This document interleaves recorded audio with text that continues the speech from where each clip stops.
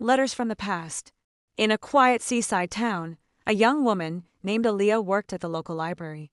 Her life was peaceful, even a bit lonely, filled with books and silent dreams of a love she had never known. One rainy afternoon, while organizing a stack of forgotten novels, she found an old envelope tucked inside a dusty poetry book. It was yellowed with age, sealed carefully, and on the front it read, "To my one and only, if fate ever brings you here." Inside was a letter, written 40 years ago. A man named Amir had written it to a woman named Layla, apologizing for a mistake that had driven them apart. He wrote that if she ever forgave him, she would find him every summer sitting by the lighthouse on the same bench, waiting. Aaliyah couldn't stop thinking about that letter. The next evening, she walked to the lighthouse out of curiosity. To her surprise, an elderly man sat alone on the bench, reading a worn book.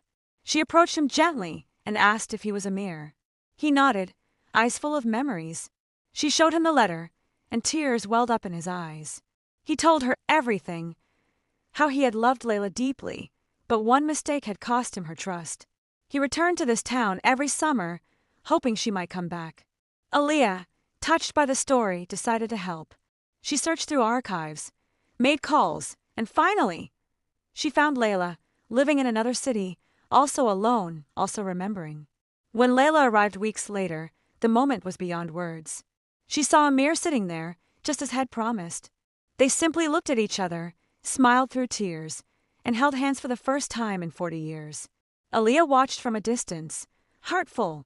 She didn't find love that day, but she saw what real love was.